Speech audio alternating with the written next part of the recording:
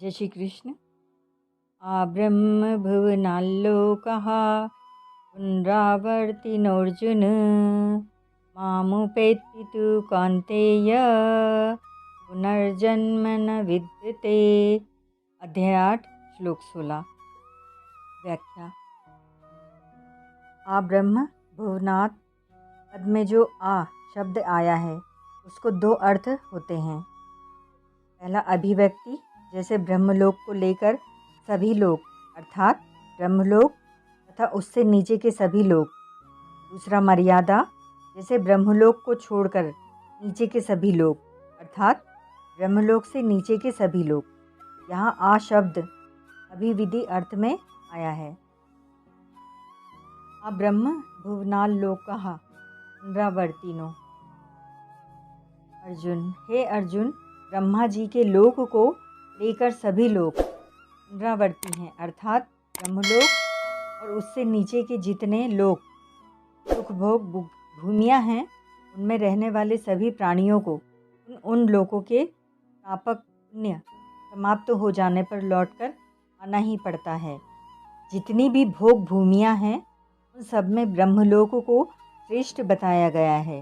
मात्र पृथ्वी मंडल का राजा हो और उसका धन धान्य से संपन्न राज्य हो, स्त्री पुत्र परिवार आदि सभी उसके अनुकूल हो, उसकी युवावस्था हो तथा शरीर निरोग हो, यह मृत्युलोक का पूर्ण सुख माना गया है। मृत्युलोक के सुख से 100 गुना अधिक सुख मृत्यु देवताओं का है। देवता उनको कहते हैं जो पुण्य कर्म करके देवलोक को प्राप्त होते हैं और देवलोक के प्रापक पुण्य क्षीण होने पर पुनः मृत्युलोक में आ जाते हैं। गीता 9वें अध्याय का 21वां श्लोक। मृत्यु देवताओं से 100 गुना अधिक सुख जान देवताओं का है। अजान देवता वे कहलाते हैं जो कल्प के आदि में देवता बने हैं और कल्प के अंत तक देवता बने रहेंगे। अजान देवताओं से 100 गुना अधिक सुख इंद्र का माना गया है। इंद्र के सुख से 100 गुना अधिक सुख ब्रह्मलोक का माना गया है। इस ब्रह्मलोक के सुख से भी अनंत गुना अधिक सुख भगवत प्राप्त तत्वज्ञ जीवन मुक्त महापुरुष का माना गया है। तात्पर्य यह है कि पृथ्वी मंडल से लेकर ब्रह्मलोक तक का सुख सीमित, परिवर्तनशील और विनाशी है, परंतु भगवत प्राप्ति का सुख अनंत है, अपार है, अगाध है। यह सुख कभी नष्ट नहीं होता। अनंत ब्रह्मा और अनंत ब्रह्मांड समाप्त हो जाएं तो भी यह परमात्मा प्राप्ति का सुख कभी नष्ट नहीं होता, सदा बना रहता है।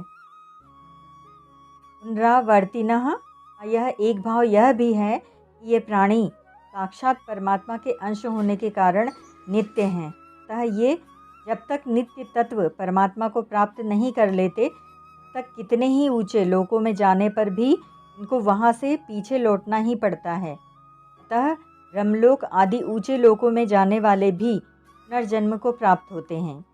यहाँ एक शंका होती है कि संतों, भक्तों, जीवन मुक्तों और कारक पुरुषों के दर्शन मात्र से जीव का कल्याण हो जाता है और ब्रह्मा जी स्वयं कारक पुरुष हैं तथा भगवान के भक्त भी हैं। ब्रह्मलोक में जाने वाले ब्रह्मा जी के दर्शन करते ही हैं, फिर उनकी मुक्ति क्यों नहीं होती? वे लौटकर क्यों आते हैं? इसका समाधान यह है कि वास्तव में कल्याण दर्शन मात्र से नहीं होता, प्रत्युत अपनी भावना विशेष होने से होता है। इसके सिवाय संत भक्त आदि के दर्शन, संभाषण, चिंतन आदि का महात्म्य इस मृत्युलोक के मनुष्यों के लिए ही है। कारण यह मनुष्य शरीर केवल भगवत प्राप्ति के लिए ही मिला है। अतः मनुष्य को भगवत प्राप्ति का कोई भी और किंचन मात्र भी मुक्ति का उपाय मिल जाता है, अपनी भावना के अनुसार वह मुक्त हो सकता है। ऐसा मुक्ति का अधिकार अन्य लोकों में नहीं है, इसीलिए वे मुक्त नहीं होते। उन लोकों में रहने वालों में किसी की मुक्त होने के लिए तीव्र लालसा हो जाती है तो वह भी मुक्त हो जाता है। ऐसे ही पशु पक्षियों में भी भक्त हुए हैं, पर ये दोनों ही अपवाद रूप से हैं, अधिकारी रूप से नहीं। अगर वहाँ के लोग भी अधिकारी माने जाएं, नरकों में जाने वाले सभी की मुक्ति हो जानी चाहिए, क्योंकि उन सभी प्राणियों को परम भागवत कारक पुरुष यमराज के दर्शन होते ही हैं। पर ऐसा शास्त्रों में न देखा और न सुना हो।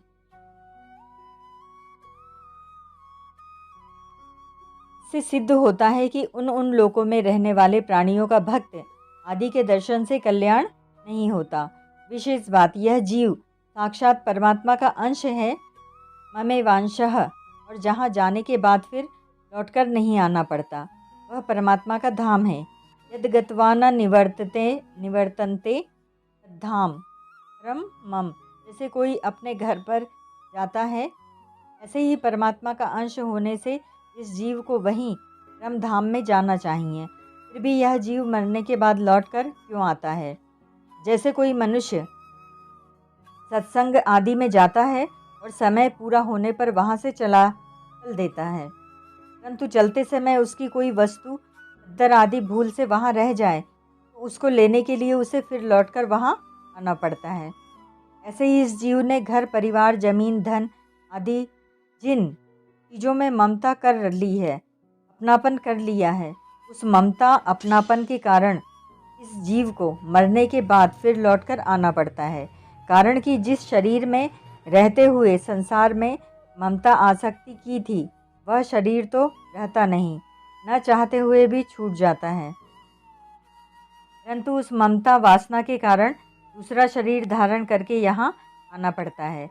वह मनुष्य बनकर भी आ सकता है और पशु पक्षी आदि बनकर भी आ सकता है, उसको लौटकर आना पड़ता है, यह बात निश्चित है। भगवान ने कहा है कि ऊंच नीच योनियों में जन्म होने का कारण गुणों का संग ही है। कारणम गुण संगोस्य तद सद्धोनि जन्मसु 13:21। अर्थात जो संसार में ममता आसक्ति कामना करेगा, उसको लौटकर संसार में आना ही पड़ेगा। मामुपेत्ति तु कौन्तेय पुनर्जन्म न विद्यते। ब्रह्मलोक तक जाने वाले सभी को पुनर्जन्म लेना पड़ता है, परंतु हे कौन्तेय, समग्र रूप से मेरी प्राप्ति होने पर पुनर्जन्म नहीं होता, अर्थात मेरे को प्राप्त होने पर भी फिर संसार में जन्म मरण के चक्कर में नहीं आना पड़ता। कारण कि मैं कालातीत हूँ, अतः मेरे को प्राप्त होने पर वे भी कालातीत हो जाते हैं। यहाँ मामुपेत्य का अर्थ है कि मेरे दर्शन हो जाएं, मेरे स्वरूप का बोध हो जाए और मेरे में प्रवेश हो जाए। गीता 11वें अध्याय का 54वां श्लोक। मेरे को प्राप्त होने पर पुनर्जन्म क्यों नहीं होता, अर्थात जीव लौटकर संसार में क्यों नहीं आता? क्योंकि जीव मेरा अंश है और मेरा परमधाम ही इसका वास्तविक घर है। ब्रह्मलोक आदि लोक इसका घर नहीं है, इसीलिए इसको वहाँ से लौटकर आना पड़ता है।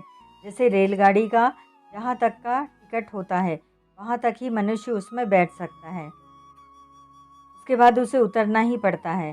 परंतु वह अगर अपने घर में बैठा हो तो उसे उतरना नहीं पड़ता। ऐसे ही जो देवताओं के लोक में गया है, वह मानो रेलगाड़ी में बैठा हुआ है, इसीलिए उसको एक दिन नीचे उतरना ही पड़ेगा।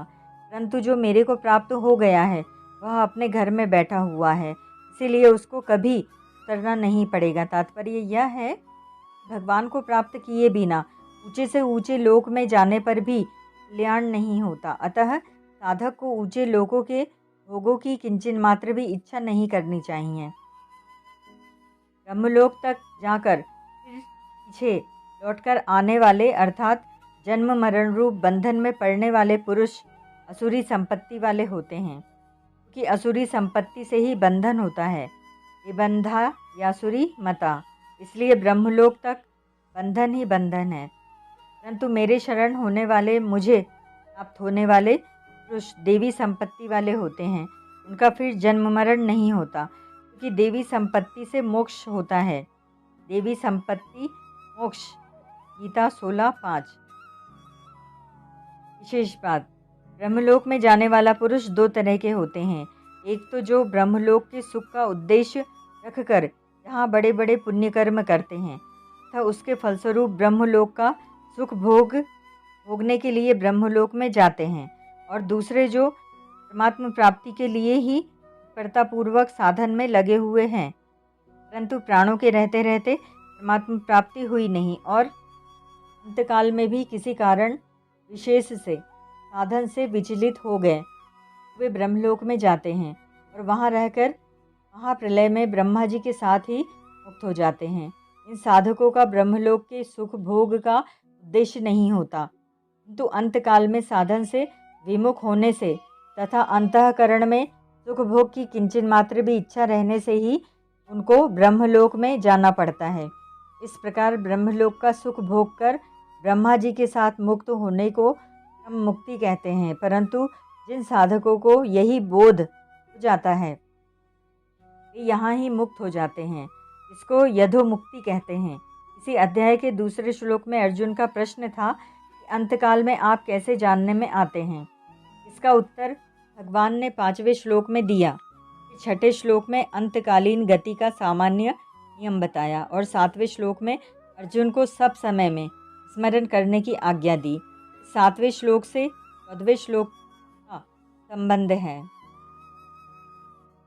बीच में 8वें से 13वें श्लोक तक सगुण निराकार और निर्गुण निराकार की बात संग से आ गई है। 8वें से 16वें श्लोक तक के 9 श्लोकों से यह सिद्ध होता है कि भगवान श्री कृष्ण ही सर्वोपरि पूर्ण परमात्मा हैं। वे ही समग्र परमात्मा हैं। उनके अंतर्गत ही सगुण निराकार और निर्गुण निराकार आ जाते हैं।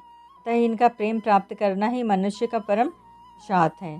विशिष्ट भाव, यहाँ कोई शंका कर सकता है ब्रह्मलोक तक सभी लोग भगवान के ही स्वरूप हैं। वसुदेवः सर्वम, फिर उन लोकों में जाने वालों का संसार में पुनर्जन्म क्यों होता है? इसका समाधान है कि इन लोकों में जाने वाले मनुष्य उन लोगों को भगवान का स्वरूप नहीं समझते, अतीत भोग सामग्री समझते हैं। गीता 9वें अध्याय का 13वां श्लोक, वे सुख भोग के उद्देश्य से ही ब्रह्मलोक आदि जाते हैं, इसीलिए उनको कर्म फल के रूप में ब्रह्मलोक तक के लोक की प्राप्ति होती है और उनका पुनर्जन्म मिटता नहीं। पुनर्जन्म सुखासक्ति के कारण ही होता है, इसीलिए यहाँ आ ब्रह्म भुवनाल्लोकाः कहने का तात्पर्य है कि सांसारिक सुखों की आखिरी हद जो ब्रह्मलोक है, वहाँ जाने पर भी जीव को लौटना ही पड़ता है। अनंत ब्रह्मांडों का सुख मिलकर भी जीव को सुखी नहीं कर सकता, उसकी आफत जन्म मरण नहीं मिटा सकता। अतः संसार से सुख की आशा करने वाला केवल धोखे में रहता है। ब्रह्मलोक में 2 प्रकार के मनुष्य जाते हैं, एक तो सुख भोग के लिए ब्रह्मलोक जाते हैं और फिर लौटकर संसार में आते हैं, और दूसरे क्रम मुक्ति वाले ब्रह्मलोक जाते हैं और ब्रह्मा जी के साथ मुक्त हो जाते हैं। गीता 8वें अध्याय का 24वां श्लोक। क्रम मुक्ति वाले लौटकर संसार में नहीं आते, तो यह उनके उद्देश्य की महिमा है, ब्रह्मलोक की महिमा नहीं। ब्रह्मलोक तो पुनरावर्ती ही है, क्योंकि वहाँ कोई भी सदा नहीं रह सकता, न भोगी सदा रह सकता है न योगी। क्रम मुक्ति वाला सदा रह सकता है। ब्रह्मलोक तक सब कर्म फल है। जब कर्म मात्र आदि अंत वाला नाशवान होता है, फिर उसका फल विनाशी कैसे हो सकता है? मामुपेत्ति में माम समग्र परमात्मा का वाचक है, जो परा और अपरा दोनों का मालिक है। उसको प्राप्त होने के बाद फिर दुखालय संसार में जन्म नहीं होता। हाँ, उनको प्राप्त हुए मनुष्य उनकी इच्छा से कारक मनुष्य के रूप में अथवा भगवान के अवतार के समय संसार में आ सकते हैं, परंतु उनका वह जन्म कर्मों के अधीन नहीं होता, अतुत भगवान की इच्छा से होता है। ओम तत्सत।